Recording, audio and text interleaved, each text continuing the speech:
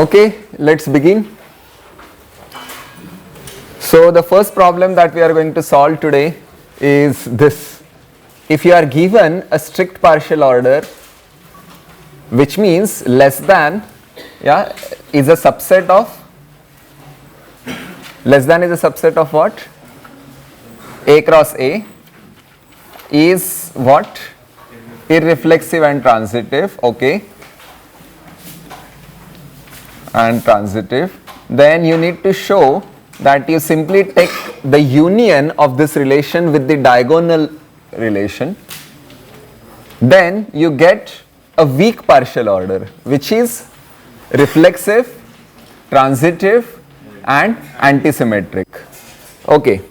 So y is, so let me say lambda, let this be lambda union delta A. We need to show that lambda double dash is, less than or equal to, I am saying lambda, less than or equal to dash is reflexive. Why is it reflexive? Yes, because it is reflexive if and only if it contains the diagonal.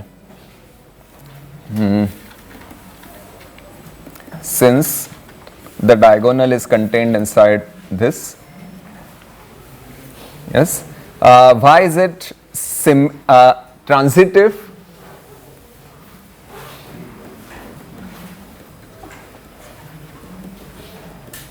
What do you need to check for transitivity? If A is less equal B and B is less equal C, then A is less equal C. So now how many cases are there? 4 cases, yes. So if A is less equal B and B is less than C, then what will happen? Maybe I should make those 4 cases very precise.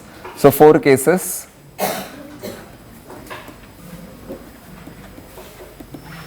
First one is that A is less than B and B is less than C. Then we are done.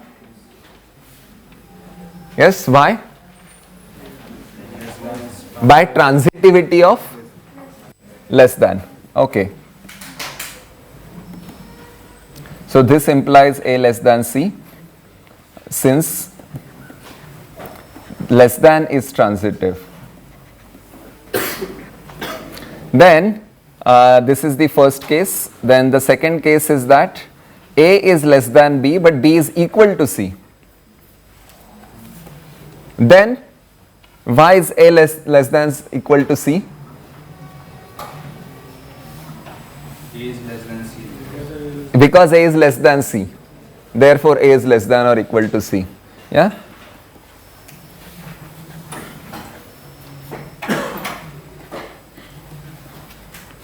Yeah, there is nothing here. I mean, this question is purely formal verification.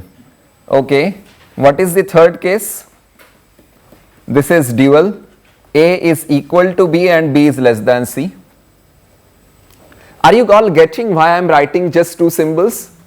See, this equal to sign is when B and C are less equal, but they are less equal with respect to only delta A.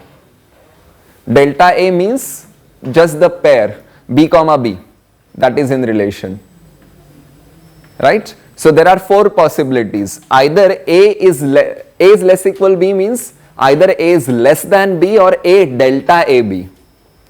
But delta AB is A is equal to B, because there is nothing else possible. Question? Sir, I am not able to understand what does it mean by the union. See, union means, so less than is a subset of A cross A. Delta A is a subset of A cross A. So you take the union. So see what it means. So A is less than or equal to prime, yeah, prime B, if and only if either A is less than B or A delta AB, i.e. A is equal to B. So that's if and only if. Once you know that, then the rest of the verification is quite simple.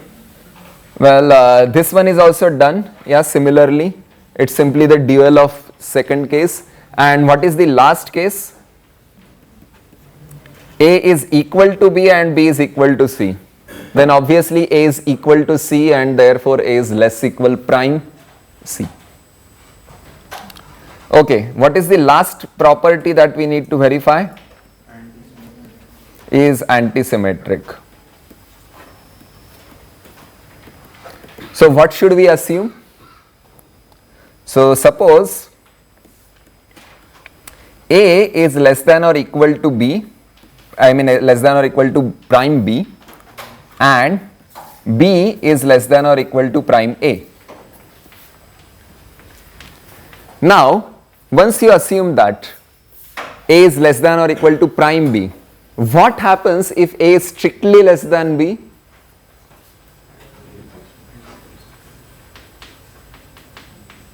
If A is strictly less than B? So B less than or equal to prime A will not happen. Strictly less than means they are distinct, right? And why is the other relation also antisymmetric? It's not really antisymmetric. See, let me write it in red again. So, if A is less than B and B is less than A, then by transitivity what will happen? A is less than A. Yes, then by transitivity A is less than A, which is a contradiction to? Yes. So therefore this cannot happen.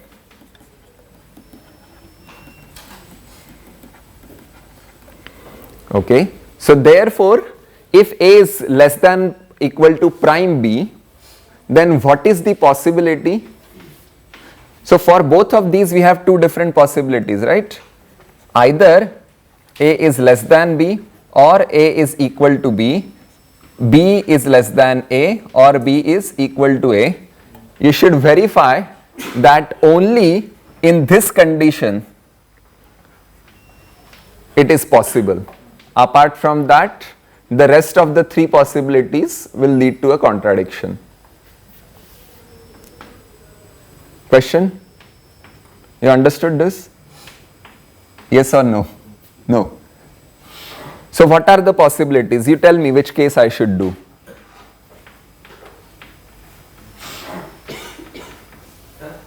Yes? But we have to check only one case to prove it antisymmetric. Why? Like if we have to prove symmetry, we have to check for all cases it is possible. So to prove antisymmetry, we have to just to take any particular one case for which it is not true. For which it is not true. Yes, that A less than equal to B and B less than equal to A. Haha. We have to take only one case, like A less than B and B less than A, or A less than B and B equal to A. We don't have to prove for every case. Why? Why don't we have to prove it for every case? So because it is defined in that way that every pair AB, BA should also exist in that relation. Yes, BA should exist. So that's what the contradiction is. If we assume that A is less than B, then B less equal prime A cannot happen. Correct? Okay, so therefore, maybe I'm just putting this in brackets. I will continue writing the proof below. So if A is less than B, then we just saw, in red, then B is not less than A, correct? And by irreflexivity,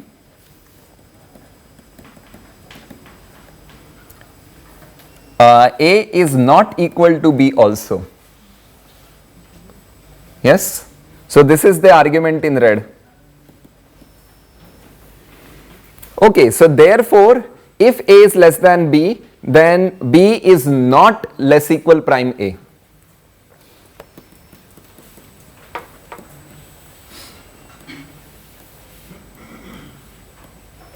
Doesn't happen. Okay, so the only possibility is that A is equal to B Therefore, A is equal to B, and hence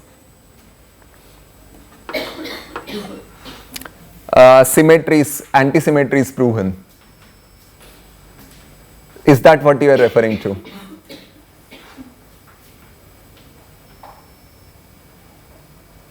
Say something.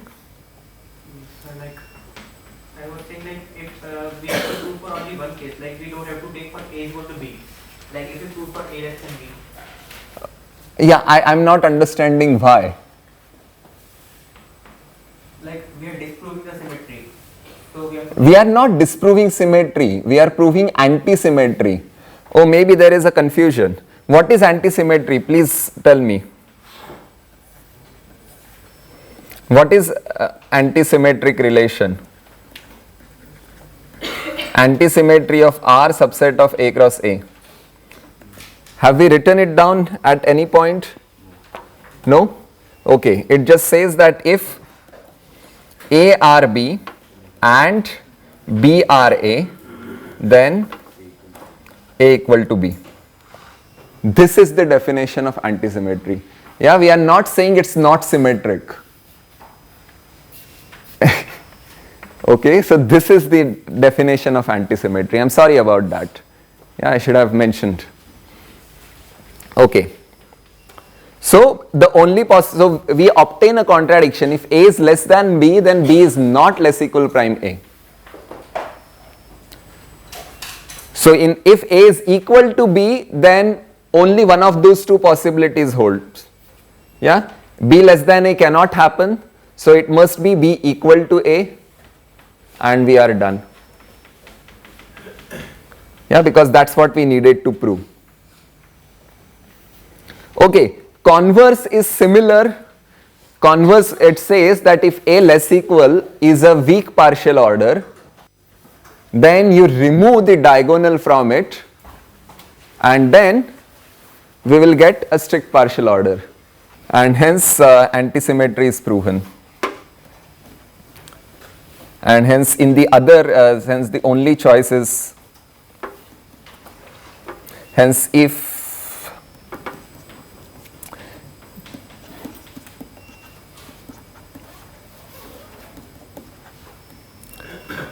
and we are done. Yeah, I mean anti-symmetry is done. So conversely, if you simply remove the diagonal, the pairs of the type A comma A from a weak partial order, then you will get a strict partial order. And what is the purpose of this particular exercise? That we can talk about partial orders. Strict and weak, it doesn't really matter. Yeah, they are interchangeable. You simply add the diagonal or you remove the diagonal, then you switch between two things. Something similar happens for a linear order as well. Any questions? Okay. Fine. So let us say we are talking about this star. So star is the dual linear order. So when we consider omega, these are all non-negative natural numbers. What will be omega star? It is the reverse order, right? So we will say that 0 is bigger than 1, 1 is bigger than 2, 2 is bigger than 3. So up to order isomorphism, what we are getting is all non-positive numbers. Understood? If, okay, see, if L less than is a linear order, then define L less than star, yeah, to be basically just this, right? So like if you impose this, so A less than star B if and only if A is bigger than B. That's simple. You simply reverse. Whatever was the smallest, you make it largest. Whatever is smaller, you make it bigger. Yeah, you invert. That's why it's called dual. Okay. So what is the question here? Show that there is no injective monotone map. So suppose G from omega star to W is an injective monotone map. What is the meaning of monotone? Preserves order. So what is the order here? Therefore, if n is less than m,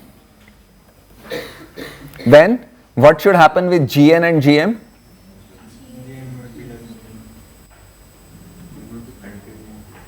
See, if n is less than m, less than is belongs to, but it is taken in. Okay, should I write the appropriate notation?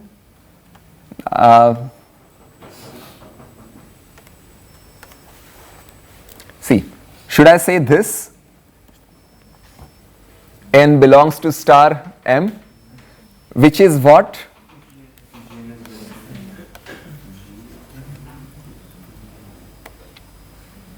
Then n contains m, correct? Okay. Yeah, I mean this is in brackets. Then by monotonicity,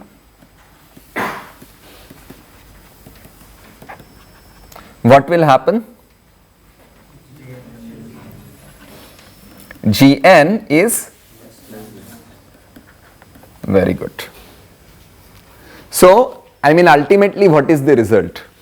N contains m, but Gn is bigger. So let me draw some picture, okay. So this is my omega star. Yeah, in this direction we are like, if I write something above, then what do I get? It is a bigger element. Okay, and W is a well order. So it must have a least element, then second least element, third least element, and dot dot dot. So this is my W. So now what is G doing? Well, G is mapping this to a particular element, this to a particular element, this to a particular element. So in particular, what am I getting? A decreasing infinite chain. Right, so this is my W and this is my omega.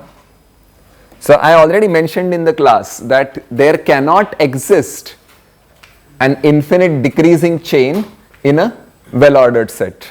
So that's what we are trying to prove.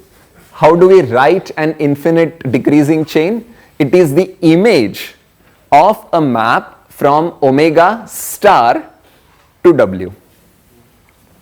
Okay. So if n star, so then this happens. Now, where is the contradiction? So we have assumed that there exists an injective monotone map. So we have to obtain a contradiction to well ordered property somehow. What's the idea? Which set, which non-empty subset of W should I consider? Image of the. Yes. Yes. Consider image of G, subset of W.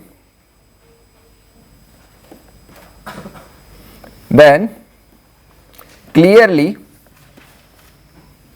image of G is non-empty.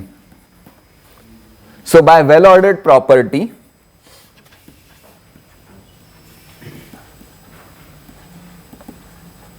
by well ordering of W, image of G must contain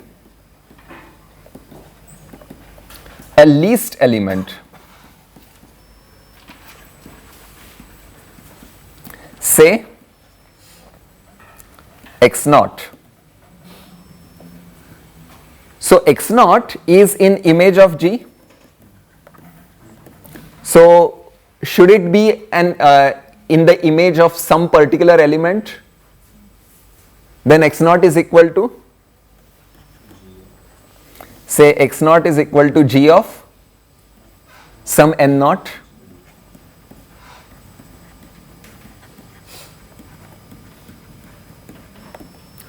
Okay, but then what is the problem? Is this really the least element in image of G?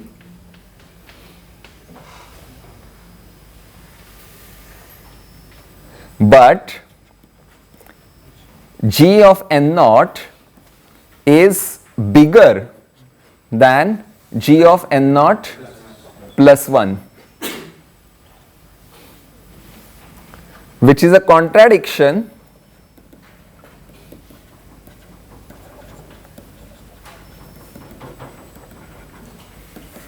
to x naught equal to g n naught being the least element.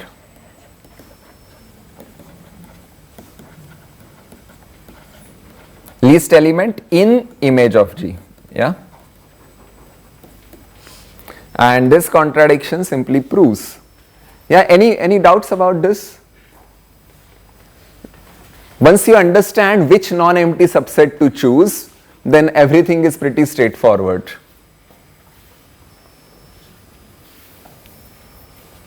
Yeah, the images like G of 0 was the largest element in the image, then G of 1, then G of 2, and it is an infinite decreasing chain. So it cannot have a least element, because if you say something is least, then there is something lower than that. If you say this is least, then there is something lower than that. So the process doesn't end. So that's why well-ordered sets cannot have an infinite decreasing chain. In particular, every decreasing chain in any large ordinal, yeah, however large ordinal, it must be over after finitely many steps. Right? So this is a very simple proof of that fact. Shall we go ahead? Okay. Let's see. Can you do this omega plus 1 dot 3? Yes? You want to do it, Sriram? No, it's written here already. Okay. But anyway, then let's do the second one. Yeah? 2.5 plus omega.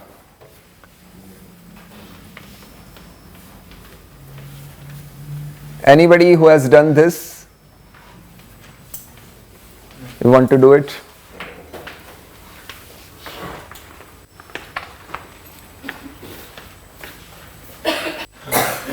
Five plus omega is 4 plus 1 plus omega is 4 plus omega, and we keep going and we get omega and 2 dot. This is not a proper way of doing things.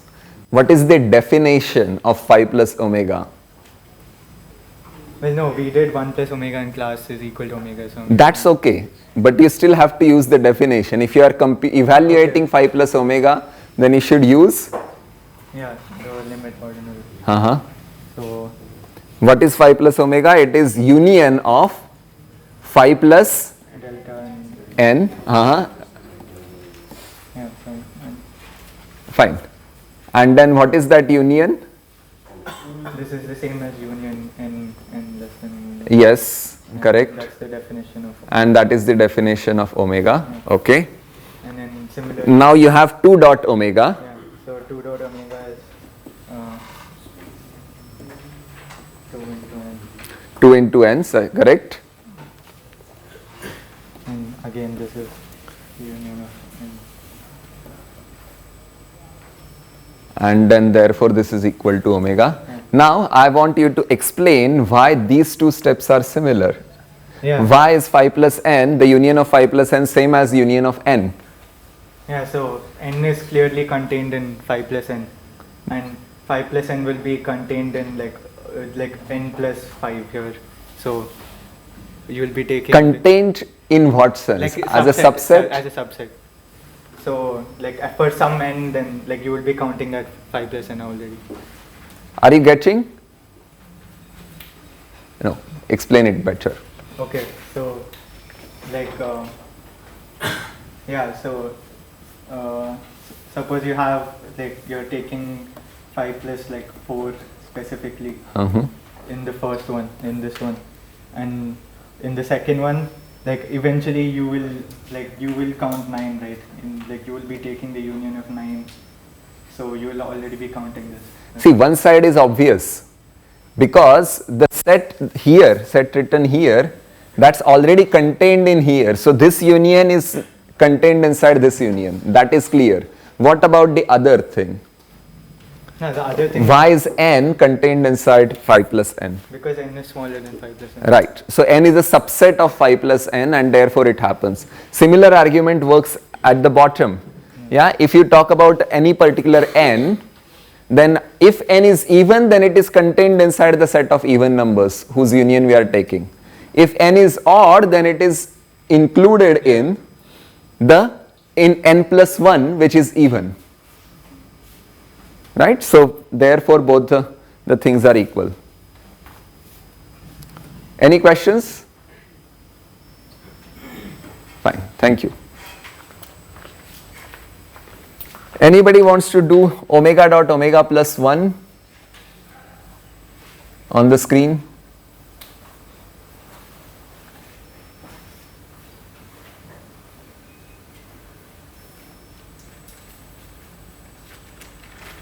You have done that? Everybody is looking back, yeah? They don't want to take responsibility. Okay, fine. I will add another page and I will just show you. So, what is omega dot omega plus 1? Omega dot omega plus. Yes, this is omega dot omega plus, which is omega into omega plus omega by definition. Then this is equal to? That's all. Okay, nothing more to write. Then what was, there was next one, yeah? Omega plus 1 dot omega. What will it be? That's proven. That's proven there. Okay, Nupur, I think it's time for you to speak.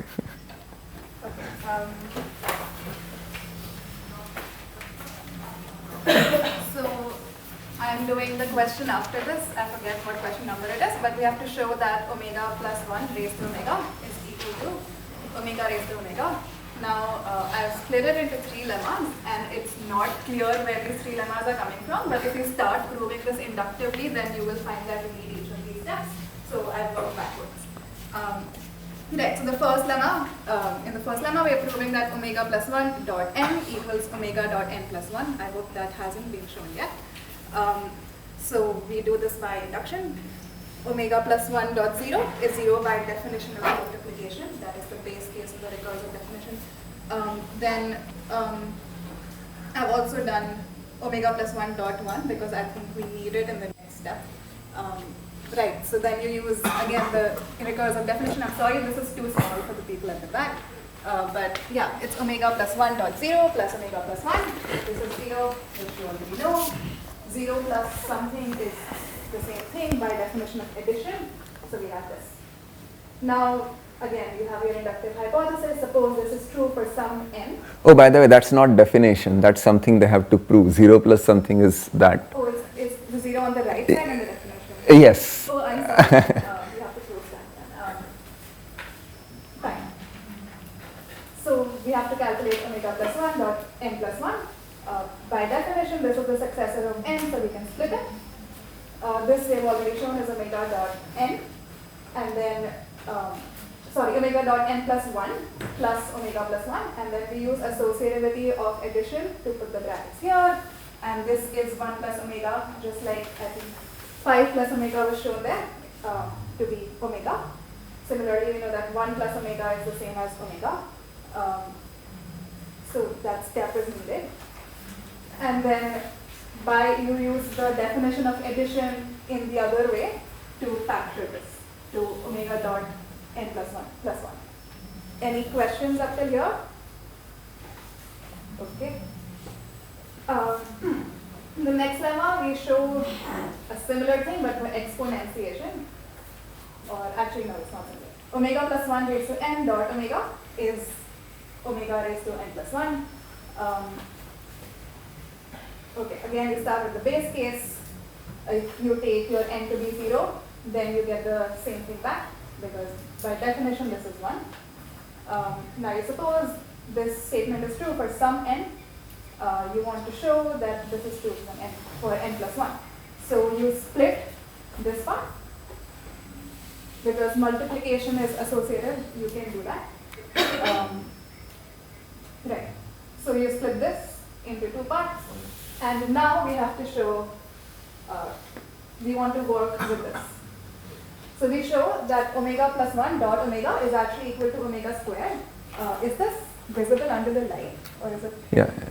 I'll just repeat, my claim is omega plus 1 dot omega equals omega squared. That's the claim at the top here.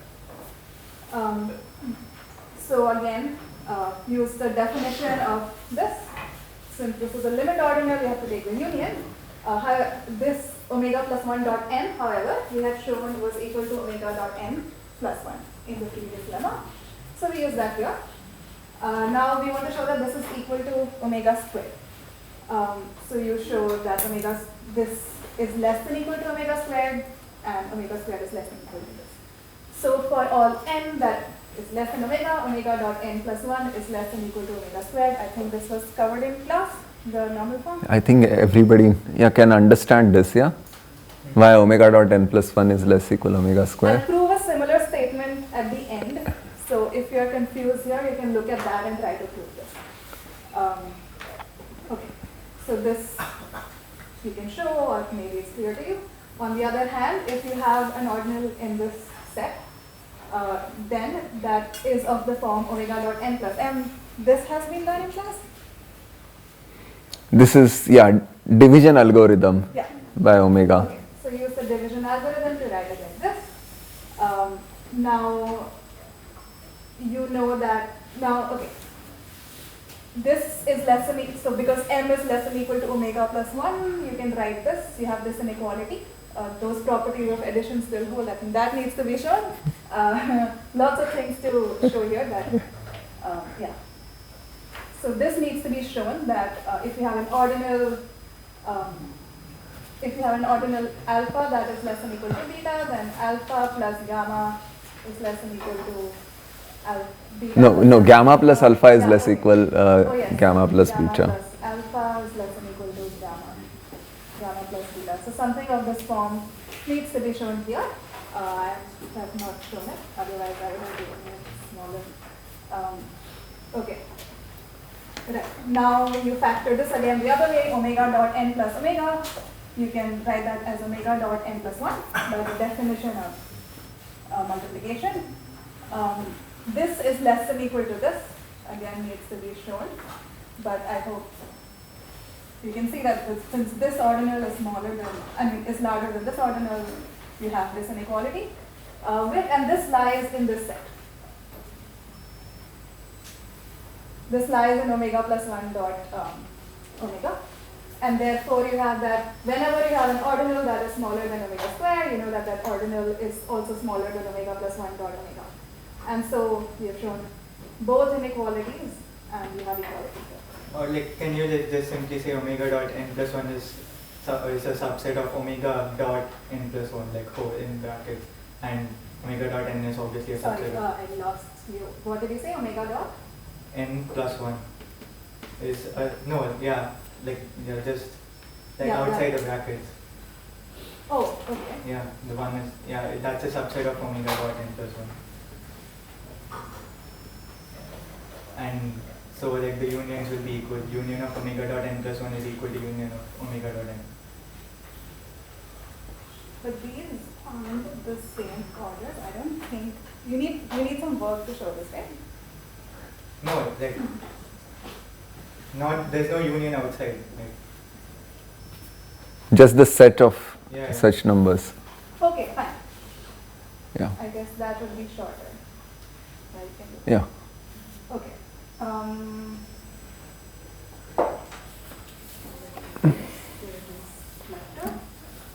Fine, as long as there is at least one solution on the board, it's okay.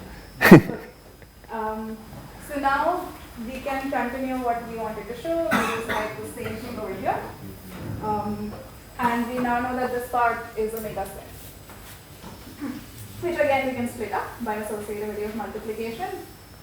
That becomes omega dot omega. Now you can consider this part together.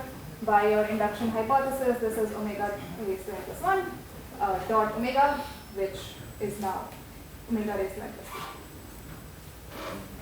by definition of exponentiation. Any questions? Okay. Now the next lemma shows something interesting. You're showing that omega plus 1 raised to n is this summation, omega raised to n plus omega raised to n minus 1 dot omega plus 1. Again, base case is clear by definition. Suppose this is true for some n. You have to show this is true for n plus 1. So you again split this by definition of exponentiation. This is omega plus 1 raised to n dot omega plus 1. By definition of multiplication, you now get this omega plus 1 raised to n dot omega plus omega plus 1 raised to n.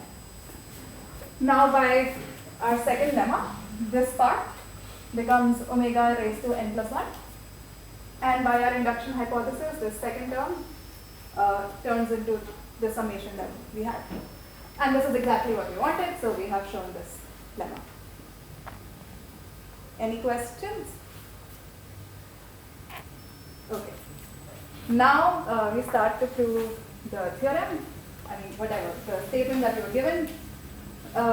You write your omega plus 1 raised to omega as the definition with the limit ordinal. It's the union of all omega plus 1 raised to n for n less than omega, which by your lemma 3 is this summation.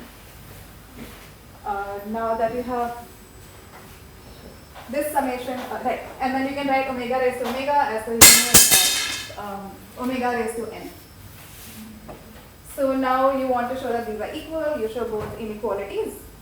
How do you show this inequality? You take some element of this, which looks like omega raised to n plus omega raised to n minus 1 dot plus 1, which is in this set. You have to show that it also lies in this. Right. Now we know that omega raised to n minus 1, n plus 1 is an omega raised to omega. And you can split this by definition of exponentiation. That is greater than or equal to omega raised to n dot n. And like inductively, you can show that you can just write this out n times. And then you again use that property that if you have something that is less than the other, and then you add something on both sides, the inequality stays the same. So then you just do this. Omega raised to n is greater than equal to omega raised to n. Omega raised to n is greater than equal to omega raised to n minus 1, and so on. So you get this inequality. I think you need omega to the n dot n plus 1 rather than,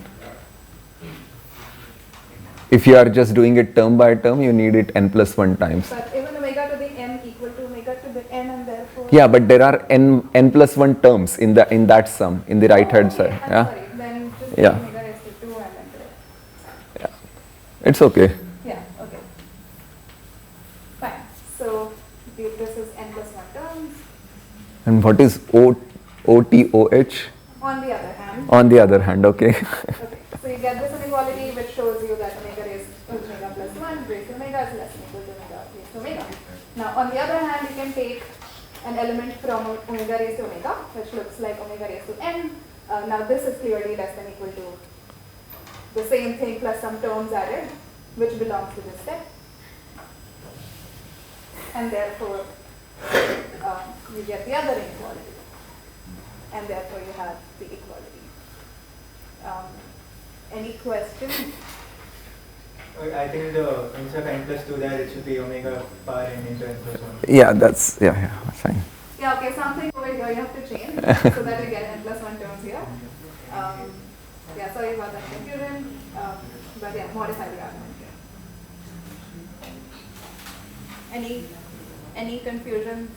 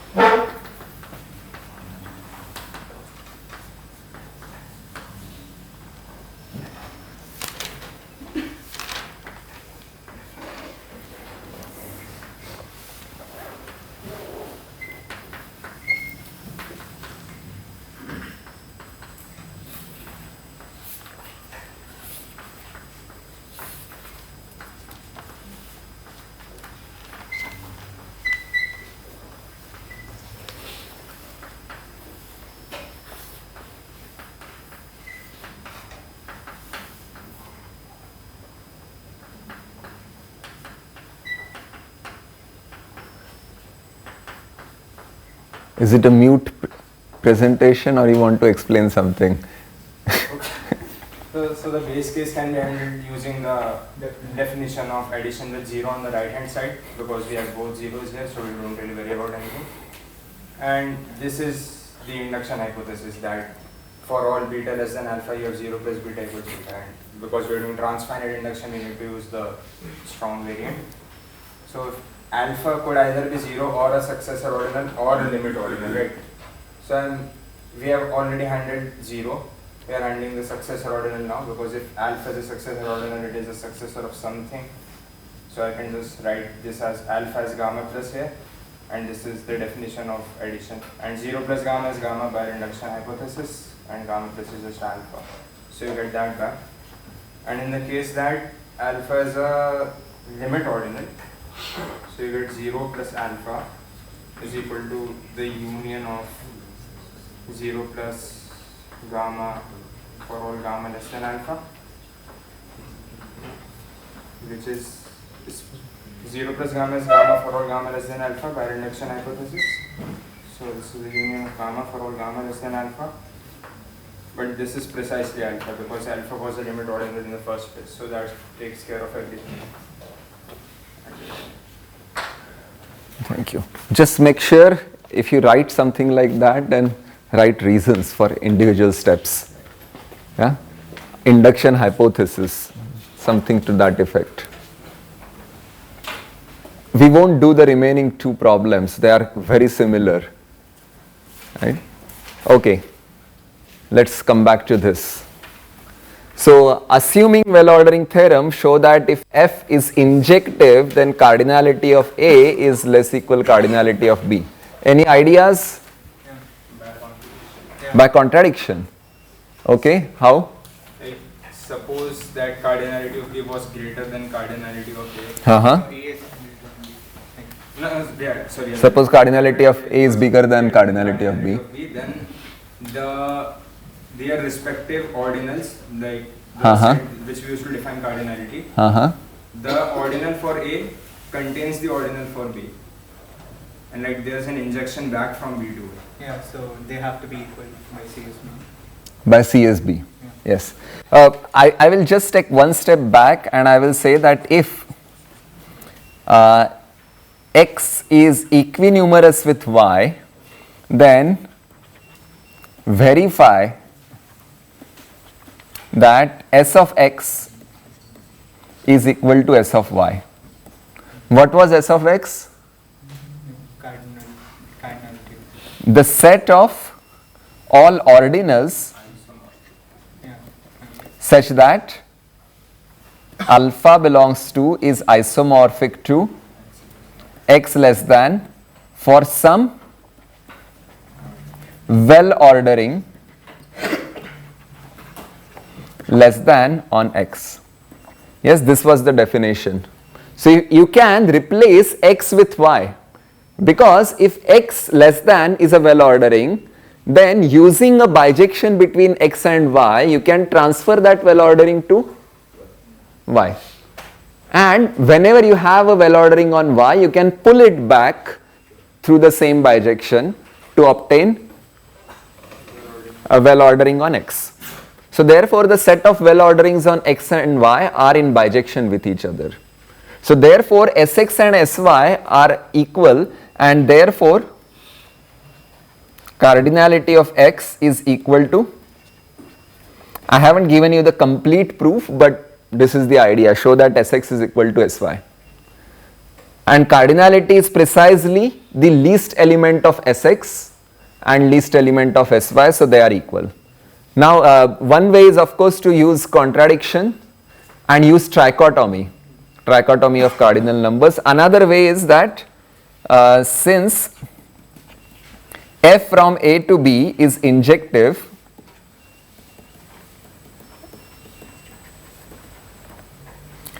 so we can conclude that A is in bijection with F of A, which is image. Yeah, and then what happens? Yeah, now B is equal to F of A disjoint union b minus f of a. Therefore, what will be the cardinalities on both sides? Cardinality of b is equal to cardinality of fa plus cardinality of fa.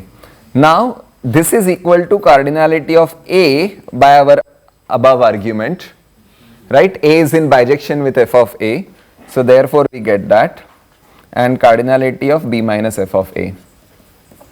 Now you can argue, right?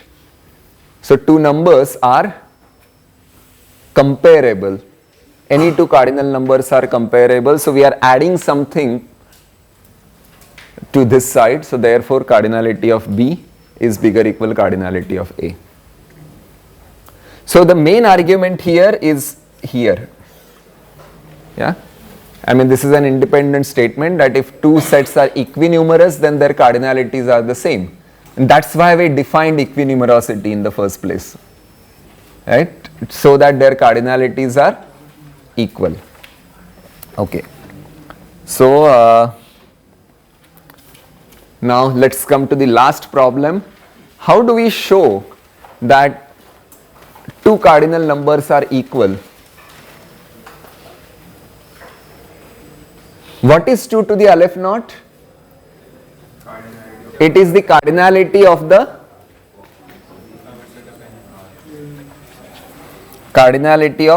power set, or you can say the set of functions. By definition, it is the cardinality of the set of functions from any countable set, any set with cardinality aleph naught to any set with cardinality 2. And what is this side? So this is the cardinality of the set of functions from natural numbers to natural numbers. We have already shown that. Yes, so there is nothing to do here. Yeah, I just wanted you to understand how cardinality works. That's all. So because these underlying two sets are in bijection, they are equinumerous. So therefore the equality is true by the argument I gave. Okay. Now finally this one is little bit more interesting. Aleph naught dot 2 to the aleph naught. It is maximum because both of them are infinite. It is maximum of them, and by Cantor's theorem aleph naught is, yes, so this is maximum of aleph naught and 2 to the aleph naught, and maximum is of course 2 to the aleph naught by Cantor's theorem, and we are done. Similarly, over here, aleph naught square is maximum of aleph naught comma aleph naught, and we are done, right? Please have a look at that argument. So aleph naught to the multiplied by 2 to the aleph naught, it can also be viewed as disjoint union of n plus 1, where n belongs to omega. Right? Because every interval, every non-empty interval is in bijection with real numbers. So therefore this is in bijection with disjoint union of R taken omega many times. And this is its cardinality over here, yeah. This is equal to aleph naught times 2 to the aleph naught. And this is simply, not equal to, I should say equinumerous with 0 infinity, which is equinumerous with R, and its cardinality happens to be 2 to the aleph naught. Yeah, so there are other ways of showing the same result as well. Okay, let's stop here.